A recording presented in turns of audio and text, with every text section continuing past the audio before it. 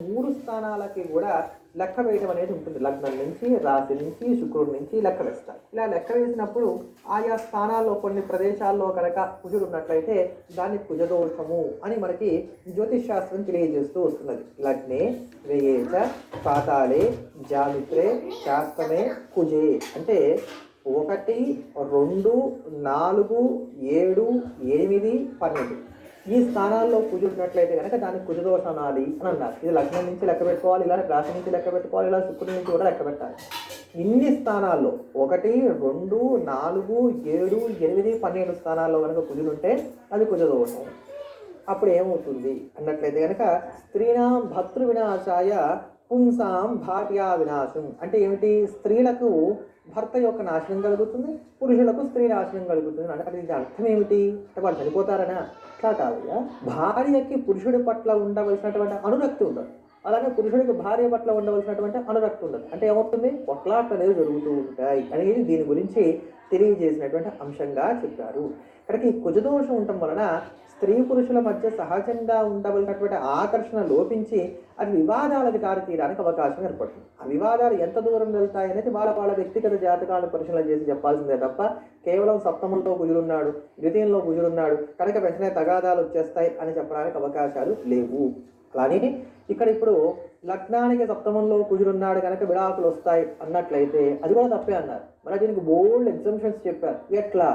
గురుడు గనక కుజుడిని చూస్తున్నా, గురుడు గనక కుజుడితో కలిసి ఉన్నా అక్కడ కుజదోషం భంగమైనట్టే. లేక చెప్పారంటే అర్కేందు క్షేత్ర జాతానాం కుజదోషో నవిద్యతే అంటే ఎవరైతే గనక అర్క అంటే సూర్యుడు పరిపాలన చేసేటువంటి సింహలగ్నంలో కానీ సింహరాశిలో కానీ జన్మిస్తారో, అలానే ఇందు అంటే గనక చంద్రుడు పరిపాలన చేసేటువంటి కర్కాటక రాశిలో కానీ కర్కాటక లగ్నంలో కానీ జన్మిస్తారో వీళ్ళ కుజదోషం లేదు అని అన్నారు. అంతేనా? అంటే ఇంకా కూడా బోల్డ్ అమెండ్మెంట్స్ ఇచ్చారు. ఏమిటయ్యా అంటే కుజునికి ఉచ్చ రాశుల్లో కానీ మిత్ర రాశుల్లో కానీ మిత్ర లగ్నాల్లో కానీ జన్మించినా కుజదోషం లేదు అని అన్నారు. అప్పుడు ఏమవుతుంది? కర్కాటక రాశి, సింహరాశి, మేషరాశి, వృశ్చిక రాశి, ధనుర్రాశి, మీనరాశి, అలానే మకర రాశి వీటిల్లో జన్మించినా కూడా వాళ్ళకి కుజదోషం ఉండదు, లేదా ఈ లగ్నాల్లో జన్మించినా కూడా వాళ్ళకి కుజదోషం ఉండదు అనేటువంటి అర్థంలో తీసుకోవాలి. ఒకళ్ళ జాతకంలో కుజదోషం ఉన్నప్పుడు మరొక జాతకంలో కూడా కుజదోషం ఉన్నట్లయితే ఇద్దరికి చక్కగా విడిచేయచ్చు. అలానే ఒకళ్ళ జాతకంలో కుజదోషం ఉండి మరొకళ్ళ జాతకంలో కుజదోషం లేదు అనుకోండి, అప్పుడు కాస్త ఆగడమే మంచిది అని చెప్పుకోవాలి. ఎందుకని?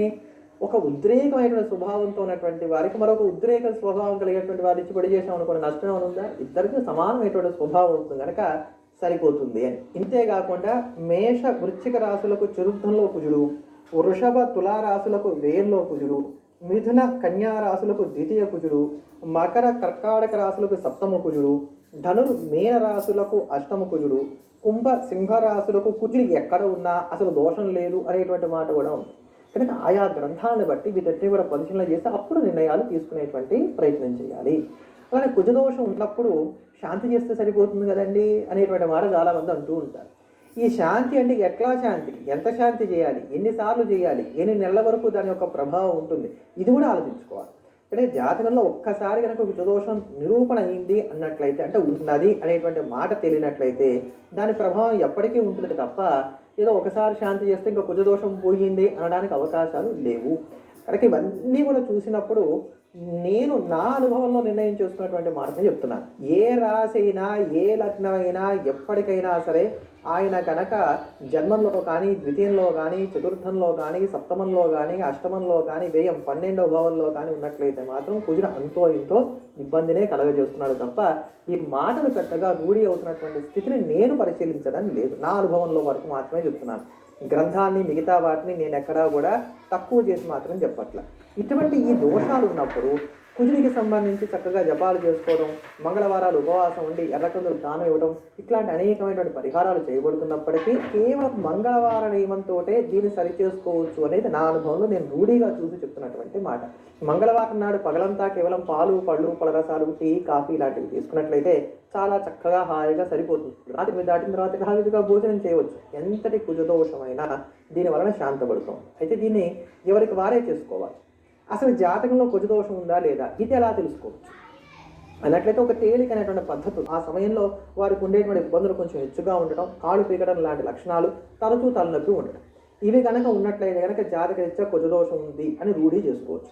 పురుషుల జాతకంలో అయితే కనుక వీరికి తరచూ తలనొప్పి ఉండటం, అంతేకాకుండా విపరీతమైనటువంటి అనవసరమైనటువంటి వ్యయం చేయడం, కారు ఊపేటువంటి లక్షణం ఉండటం, కారాన్ని ఎక్కువగా ఇష్టపడడం, వీటిని బట్టి కూడా వీళ్ళకి కుజదోషం ఉంది అనే దాన్ని వీళ్ళు రూఢి చేసుకోవచ్చు.